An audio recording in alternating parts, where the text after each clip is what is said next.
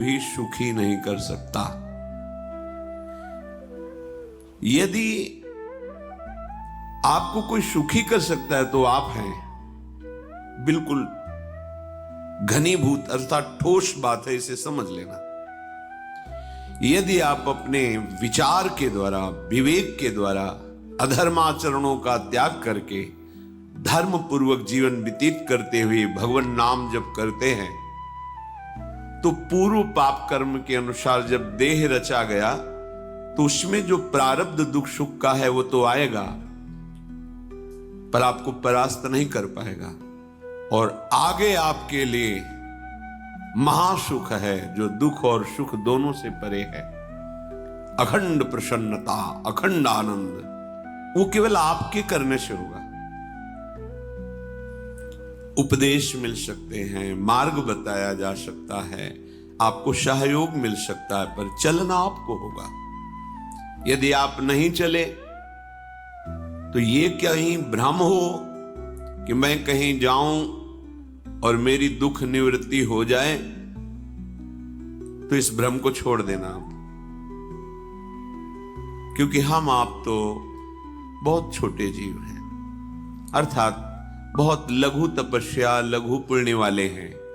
हम उन महापुरुषों की बात करते हैं जिन्होंने आजीवन ऐसा तप संचय किया, फिर भी उनके शरीर में भारी से भारी दुख देखे गए। ये दुख और सुख एक भ्रमात्मक इंद्रजाल है माया का, ना दुख है न सुख है। जैसे जो सपने सिर काटे कोई, बिन जागे दुख दूर न होई। ऐसे स्वप्न में तुम चक्रवर्ती सम्राट बन जाओ तो जगने पर तुम थोड़ी रहोगे, तुम जो हो वही होगे। हम भगवान के चिदानंद अंश हैं। ये भूल कर हम अपने को स्त्री पुरुष, अच्छा बुरा, धनी निर्धन, दुखी सुखी आदि आदि बहुत सा प्रपंच है, इसे हम अपने दिमाग में बैठा लिया है। जब तक आप ये प्रपंच नहीं छोड़ोगे तब तक आपको सुखी कोई कर ही नहीं सकता, क्योंकि दुखालयम नाशवान संसार का तो तुमने अस्तित्व रखा है। अगर ये किसी के दूर करने से होता तो स्वयं जगत गुरु परब्रह्म परमात्म तत्व भगवान श्री कृष्ण सामने हैं और अर्जुन को कह रहे हैं, मात्रा स्पर्शास्तु कौन्तेय शीतोष्ण सुख दुखदा आगमा पायनो अनित्यास्तास्ति तिक्षस्व भारत। हे भारत, हे अर्जुन, ये आने जाने वाले अनुकूलता प्रतिकूलता, गर्मी शीतलता, अर्थात काम क्रोध लोभ मोह मद मत्सर अपमान निंदा, ये सब ताप पहुंचाते हैं। अनुकूलता सम्मान यश कीर्ति धन वैभव, मानी हुई मान्यता, ये सब शीतलता पहुंचाते हैं। ये उष्णता और शीतलता, अनुकूलता और प्रतिकूलता आने जाने वाले हैं। भगवान ये नहीं कह रहे मैं मिटा दूंगा, कह रहे तास तितिक्षस्व भारत। हे अर्जुन, ये तुम्हें सहना होगा। यदि तुम इसे सह गए तो तुम्हारे हृदय में ऐसी स्थिति प्रकट हो जाएगी कि फिर ये स्पर्श भी नहीं कर पाएंगे। सहने से तुम्हारी भक्ति बढ़ेगी, तुम्हारा चिंतन बढ़ेगा, तुम्हारा स्मरण बढ़ेगा। सत्य वस्तु के लिए, सत्य तत्व के लिए तुम सुखी हो जाओगे। बिल्कुल खुली बात। आडंबर नाटक पाखंड इसकी जरूरत नहीं है। प्राकृतिक भोगों में सुख बुद्धि, देहाभिमान, विद्यारूप महत्व कुल धन यौवन अभिमान, यही तुम्हारे दुख का मूल है और ये कोई दूसरा नहीं हटा सकता। ये तुम्हें अपने विवेक सत्संग से प्राप्त हुए विवेक के द्वारा, शास्त्र स्वाध्याय से प्राप्त हुए विवेक के द्वारा इसे तुम्हें त्यागना है। दुख तुम पकड़े हो तो छुड़ा कौन सकता है? छुड़ाना तो आपको ही पड़ेगा। अगर कोई वादा करता है कि मैं आपको दुख रहित कर दूंगा, मुझे आज तक समझ में नहीं आया। दुख रहित होने का जो उपाय है वो गुरुजन, महापुरुष, संत जन बताते हैं कि जब चारों ओर अंधेरा छा रहा हो, कोई अपना न दिखाई दे रहा हो, केवल दुख ही दुख, अशांति ही अशांति, उस समय आप देखिएगा कोई एक है जो आपको बहुत प्यार कर रहा है। वो हमारे प्रभु हैं। आप जिनकी तरफ पीठ किए हो और जहां दुख है उधर मुख किए हो, वापस घूमो, सन्मुख होइएगा। सन्मुख होए जीव मोय जबहि, जन्म कोटि अघनाशों तबहि। करोड़ों जन्मों के पाप नष्ट कर देते हैं भगवान। जहां प्रभु की तरफ हुए तो पता चला बहुत जन्मों से बिछुड़ा था, वो मेरे स्वामी मिल गए। भारी से भारी संकट की निवृत्ति के लिए एकमात्र उपाय भगवान श्री हरि का आश्रय, उनके नाम का जप। सत्य मान लीजिए, आडंबर से कुछ नहीं होना।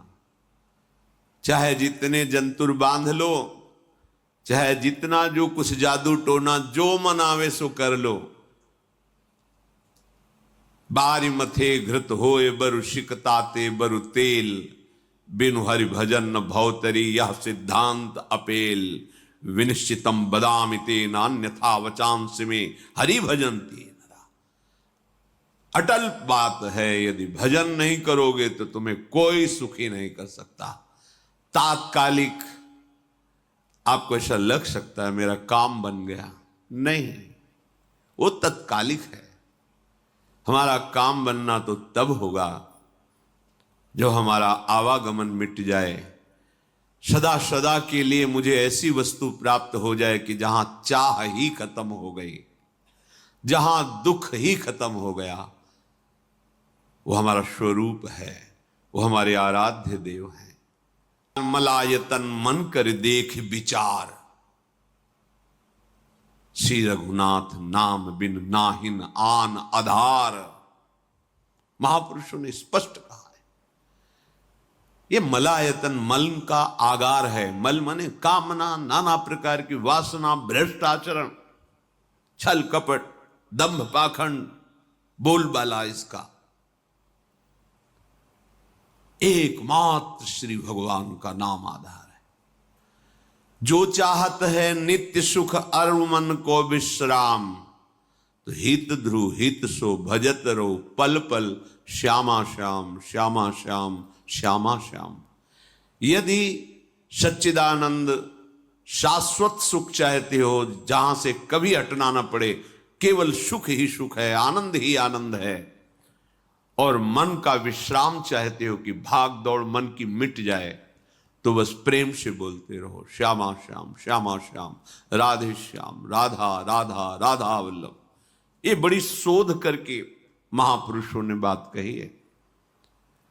यदि आप भजन नहीं करते तो आप दिमाग में लिख लीजिए, चाहे अपनी नित्य डायरी में लिख लीजिए, जो आप दिनचर्या लिखते हैं। आपको कहीं भी कभी भी कोई भी सुखी नहीं कर सकता। गांठ बांध लीजिए, भटकने की जरूरत नहीं है। और यदि नाम जप करने लगे, धर्माचरण करने लगे, तो तुम आशीर्वाद देने वाले बन जाओगे। सातरति सातरति सा लोकांतारयति। ध्यान दीजिए, वो तर जाता है, वह तर जाता है, वो लोकों को तार देता है। जब पृथ्वी में भयंकर पापाचरण की वृद्धि हुई, असुरों के द्वारा प्रेरित होकर के जहां भी धर्माचरण, नाम कीर्तन, यज्ञ, हवन, होम, ऋषि मुनि विध्वंस कर दो, क्या हुआ? कोई दूसरा दिखाई दिया क्या? नहीं, किसी की सामर्थ्य नहीं थी। सब मिलकर के ब्रह्मा जी के पास गए, जो ईश्वर कोटि के महापुरुष, सबने ब्रह्मा जी से प्रार्थना की। ब्रह्मा जी ने कहा, हम भी जिनके सेवक हैं वही प्रभु अब हमारे दुख का निवारण कर सकते हैं। सोचो, आप किसी और से दुख निवृत्त कराना चाहते हैं? जिसने सृष्टि बनाई है, भगवान ब्रह्मा जी भी कह रहे हैं मैं जिनके सेवक हूं, वही प्रभु हमारे और आप सबके दुखों का निवारण करते हैं। तो आपको समझ में नहीं आ रहा कि एकमात्र भगवान श्री हरि ही हमारे दुख का निवारण कर सकते हैं। हमें कहीं भागने दौड़ने की जरूरत नहीं है। साधु समागम इसलिए किया जाता है कि हृदय पवित्र हो जाए, पवित्र हृदय की पहचान बुद्धि में विवेक का प्रादुर्भाव हो जाए और विवेक से मोह का नाश करके हम निरंतर प्रभु के प्रेम में डूबे, भजन में डूबे। सबने एक साथ मिलकर के विचार किया कि महासुख सिंधु प्रभु से विनय करनी तो कहां जाया जाए, वैकुंठ चले, किसी ने कहा क्षीर सागर चले। अपनी अपनी भावना व्यक्त कर रहे थे। तेहि समाज गिरजा में रहेऊ, अवसर पाई वचन एक कहेऊ, हरि व्यापक सर्वत्र समाना, प्रेम ते प्रगट होई मैं जाना। हे गिरिजा, परम वैष्णवाचार्य भगवान महादेव जी कहते हैं, उस देव समुदाय में हम भी थे। हमने कहा कि हमारे तो हृदय में बात ऐसी आती है कि कहीं भागने की जरूरत नहीं है। हरि व्यापक सर्वत्र समाना, जैसे वो वैकुंठ में विराजमान है, क्षीर समुद्र में विराजमान है, ऐसे कण कण में विराजमान है। बस तुम प्रेम से पुकारो, जहां पुकारोगे वहीं प्रभु प्रकट हो जाएंगे। नाम बाणी जहां श्याम श्यामा तहां, नाम बाणी निकट श्याम श्यामा प्रगट। सिद्ध सिद्धांत है, भटकने की जरूरत नहीं। जहां हो वहीं से प्रिया प्रीतम का नाम पुकारो, नाम कीर्तन करो, उनकी लीलाओं का गायन करो, सबको सुख देने की भावना करो। देखो तुम्हारी दृष्टि बदलती चली जाएगी, भगवत साक्षात्कार करने की योग्यता आने लगेगी। ऐसा ही हुआ। सबने मिलकर के श्री भगवान को विनय पूर्वक आर्त भाव से पुकारा। आकाशवाणी हुई, निर्भय हो जाओ, निश्चिंत हो जाओ, मैं स्वयं अपने अंशों के सहित अवतार लेकर इस भूमि का भार हरण करूंगा। तुम सब बड़े बड़े जो देवता हो, जाओ हमारी लीला में सुख लेने के लिए सब ऋक्ष वानर आदि का रूप धारण करो। ब्रह्मा जी, महादेव जी, बड़े बड़े ईश्वर कोटि के लोकपाल बहुत प्रसन्न हुए, क्योंकि भगवत वाणी सत्य है, त्रिकाल सत्य है। सबको विश्वास हो गया कि अब मारा तो जाएगा ये महासुर, जिसको लगता था कोई ना मंत्र के द्वारा मार सकता है, ना अस्त्र के द्वारा मार सकता है। स्वयं श्री भगवान पधार रहे हैं। भगवान ने जो निरंतर भजन प्राण रहते हैं, कश्यप जी, अदिति जी, वो भगवान के वात्सल्य में भरे थे। प्रभु जब प्रकट हुए तो उनसे कहा, मुझे आप जैसा पुत्र चाहिए। प्रभु ने कहा कि मेरे जैसा तो मैं ही हूं, अद्वितीय हूं, दूसरा कोई है नहीं, मैं ही अवतरित होऊंगा। भजन में देखो कितनी सामर्थ है। जगत पिता को पुत्र रूप में प्राप्त कर रहे हैं। वही चक्रवर्ती सम्राट अवधपुरी के नरेश महाराज दशरथ जी के रूप में, जिनके महामहिम अद्भुत सौभाग्य प्राप्त करने वाली तीन ये रानियां, श्री कौशल्या जी, श्री कैकेयी जी, श्री सुमित्रा जी। भगवान वशिष्ठ जी इनके गुरुदेव हैं। प्रायः बड़े बड़े महान जो राज्य पालक रहे, उनके ऊपर, राजा के ऊपर महाराजा विराजमान रहे। ऊपर से स्वर्गलोक आदि लोकों से भी यह शिक्षा मिली है। देवराजेंद्र तो भगवान बृहस्पति, दैत्यराज बलि तो भगवान शुक्राचार्य, जनक जी तो सदानंद जी महाराज, दशरथ जी तो वशिष्ठ जी महाराज। ऐसा था, क्योंकि जहां हमारा विवेक काम नहीं करता, वहां एक ब्रह्मबोध संपन्न महापुरुष तत्काल हमको संभालते हैं। महाराज दशरथ जी के हृदय में प्रबल लालसा हुई कि अब अवस्था व्यतीत होती जा रही है, पर जो गृहस्थ धर्म का परम लाभ है वो तो हुआ ही नहीं। वशिष्ठ जी के चरणों में प्रणाम करके कहा, भगवान एक ही बात की असंतुष्टता है, हमारे कोई पुत्र नहीं है। वशिष्ठ जी ध्यानस्थ हुए, ध्यान में देखा और उनका, तुम्हारा जैसा सौभाग्य अन्य का किसी का नहीं हो सकता। तुम्हारे यहां स्वयं सच्चिदानंद भगवान श्री हरि अपने अंशों के साथ अवतरित हो रहे हैं। श्रृंगी ऋषि को बुलाया गया, पुत्रेष्टि यज्ञ करी, उसमें साक्षात भगवान अग्निदेव प्रकट होकर के खीर दिया और कहा अपनी रानियों को पवा दीजिए।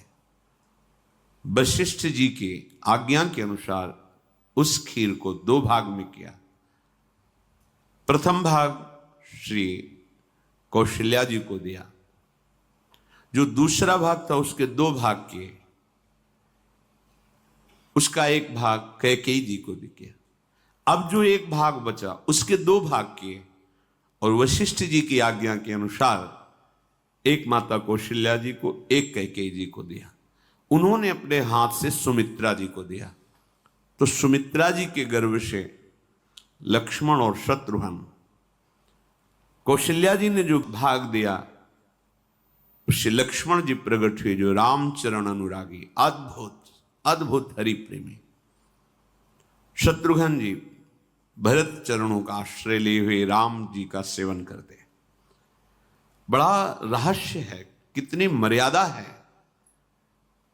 गुरु की आज्ञा से जहां जैसा विधान होना चाहिए वैसा, तो उस बड़ा मंगल स्वरूप। ये महामहिम जगत पावन करने वाली माताएं मानो अपने गर्भ में अखिल ब्रह्मांडों के स्वामी को धारण किए हुए हैं, जिनके गर्भ में अनंत ब्रह्मांड वास करते हैं, उन प्रभु को अपने गर्भ में धारण करने का अनुभव कर रहे हैं। महाराज दशरथ बहुत प्रसन्न है। ये जीवन का परम लाभ है। प्रभु हमारे कोई भी हो, माता पिता भाई बंधु सखा पति प्रीतम पुत्र, कुछ भी, ये तो ऐसे करुणामय कोई भाव रख लो और गाढ़ भाव कर लो तो आपको अनुभव कराने लगेंगे। जिस भाव से आप देखोगे कैसा सुख महाराज दशरथ जी को हो रहा होगा, जिनको गुरुदेव से पता है कि स्वयं भगवान पधार रहे। प्रतिपल इनके दर्शन करके कौशल्या जी, कैकेयी जी, सुमित्रा जी के प्रेम पुलकित रहते हैं। दशरथ जी, अहो भाग्य, साक्षात भगवान पधार रहे। समय व्यतीत हुआ, सात ग्रह नक्षत्र वार तिथि, ये जितने भी विघ्न कारक या शुभ कारक है, ये सब शासन में रहते हैं जिसके हृदय में भगवान नाम चल। जिते विनायक शुभ अशुभ, ये विघ्न करे नहीं कोई, क्योंकि भगवान का नाम चल रहा है, हृदय में भगवान प्रकाशित हो गए हैं, परमानंद अनुभव होता है। ऐसे भगवान जगत में प्रकट हो रहे हैं। ये तो कभी कभी अवतार होता है, पर ये अवतार होता ही रहता है। भगत के हृदय रूपी महल में अवतार होता रहता है। जो निरंतर भगवत चिंतन परायण अपने अहम को भगवान के चरणों में समर्पित किया तो भय प्रकट कृपाला, यही हृदय में प्रकाशित हो जाते हैं। हृदय में ही दिव्य वृंदावन प्रिया प्रीतम दिव्य लीला। चैत्र का महीना, नवमी तिथि, शुक्ल पक्ष, अभिजीत मुहूर्त, ठीक दोपहर का समय 12 बजे, सब लोगों को परमानंद प्रदान करने वाले प्रभु पधारे। शीतल मंद सुगंधित वायु बह रही है, देवताओं की दुंदुभियां बज रही, पुष्पों की वर्षा हो रही, बड़े बड़े ऋषि मुनि नृत्य कर उठे, जैसे साधना को फल मिलता है हृदय आनंद में। आज समस्त साधनाओं के फल स्वयं मंगल मूर्ति प्रभु पधार रहे। सब महात्माओं का, संतों का हृदय अलौकिक आनंद से भरा हुआ है। पृथ्वी जितनी दिव्यता है सब प्रकाशित कर दी। रस भरे फल, औषधियां, दिव्य मणियां, रत्न जो छुपाए हुए अपने गर्भ में थी, प्रभु आ रहे, सब प्रकाशित कर दी। जलधाराएं जो सूखी हुई थी वो भी। जब ब्रह्मा जी ने देखा कि जो भगवान ने आकाशवाणी में कहा था वो सब सत्य हो रहा है, आकाश में ब्रह्मा जी समस्त देवतागण विराजमान होकर के अंजलियों में दिव्य पुष्प लेकर के वर्षा कर रहे हैं, सुंदर सुंदर अलग अलग वाद्य बज रहे हैं, ऋषि मुनि देवता सब स्तुति कर रहे हैं, प्रणाम मुद्रा में सब खड़े हैं, क्योंकि समस्त लोकों का पालन करने वाले भगवान श्री हरि महाराज चक्रवर्ती सम्राट दशरथ जी के भवन में प्रकट हो रहे हैं।